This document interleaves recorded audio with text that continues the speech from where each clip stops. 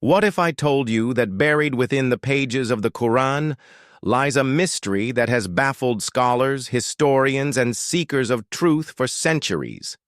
A story so enigmatic, so powerful, that it has sparked endless debates, yet its wisdom remains timeless.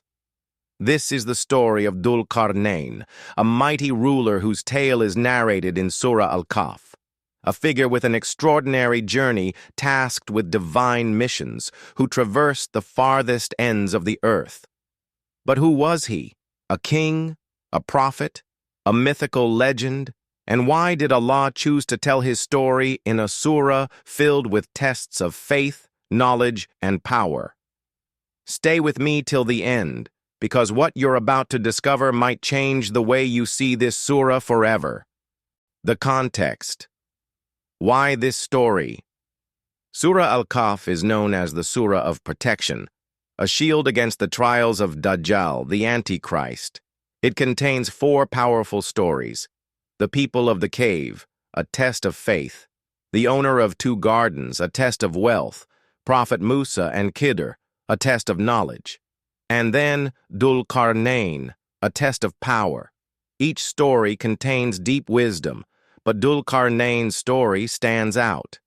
It is the only one that speaks of a ruler traveling the earth, encountering mysterious lands, and dealing with a terrifying force known as Ya'juj and Ma'juj, Gog and Magog.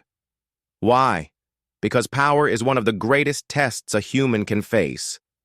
And this ruler passed it in a way that very few ever could. Who was Dhul-Qarnayn? The name Dhul-Qarnayn literally means the one with 2 horns. Scholars have speculated for centuries about his identity.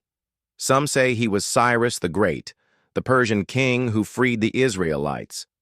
Others believe he was Alexander the Great, who conquered vast lands.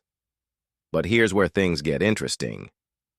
Unlike historical conquerors who were driven by greed and power, Dhul-Qarnayn was different. His conquests were guided by divine wisdom. Allah describes him as a righteous ruler, one who was given special knowledge, strength, and the ability to travel vast distances. The 3 journeys of Dhul-Qarnayn. Allah takes us on 3 mysterious journeys with Dhul-Qarnayn. Each journey has a deep lesson hidden within it. 1. The first journey. The setting sun. Dhul-Qarnayn reaches the farthest western point, where he sees the sun setting in a muddy spring, Quran 1886. He finds a people living there, and Allah gives him a choice: to punish them or to treat them with kindness. The lesson?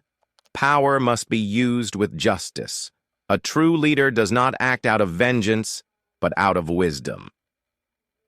The second journey, the rising sun. Then he travels eastward, where he finds people who live in a land with no shelter from the sun. Quran 1890. Here he does not interfere, but observes. The lesson? A wise ruler knows when to act and when to step back. Not all lands are meant to be ruled. Some people must be left to their natural state. 3. The final journey, the barrier of Ya'juj and Ma'juj. This is the most mysterious part. Dhul-Qarnayn reaches a place between 2 mountains, where he meets a civilization in distress. They beg him for help because they are being terrorized by the monstrous tribes of Ya'juj and Ma'juj. Instead of exploiting them, Dhul-Qarnayn builds a massive barrier of iron and molten copper, sealing Ya'juj and Ma'juj inside. But he warns that one day, when Allah wills, this barrier will crumble, and they will be unleashed upon the world. Quran 1894-98. The lesson? Even the strongest barriers will fall when the time decreed by Allah arrives. No power in this world is permanent. The hidden meanings and secrets. Many believe that the story of Dhul-Qarnayn is not just about the past, it is a warning for the future.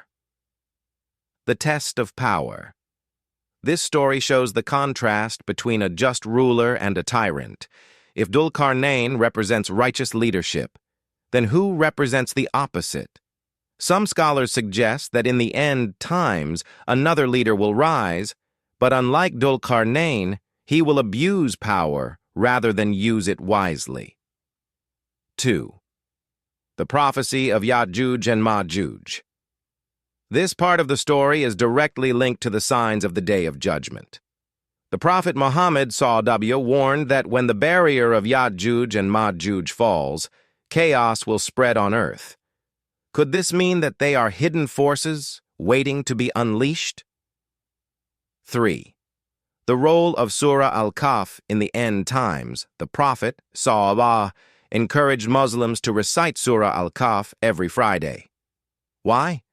Because this surah is a shield. It prepares believers for the greatest trials, whether they come in the form of power, wealth, knowledge, or faith. And perhaps it holds the key to recognizing the trials of the Dajjal when he appears. Conclusion. Why this story matters today. Dhul-Qarnayn's story is not just history. It is a mirror reflecting the world today. Leaders rise and fall, civilizations expand and collapse, and hidden threats lurk beneath the surface, waiting for their moment. But the real question is, what role will we play in this grand narrative? Will we be like the just ruler, using our power and knowledge for good? Or will we fall victim to arrogance and greed? Surah Al-Kahf reminds us that in the end, Allah's wisdom prevails. The trials will come, but those who hold on to faith will find protection. And maybe, just maybe, the real barrier we need to build is not one of iron and copper, but of strong iman, unwavering trust in Allah, and the wisdom to navigate the tests ahead. So, the next time you read Surah Al-Kahf, remember, this is not just a story. It's a roadmap for the future.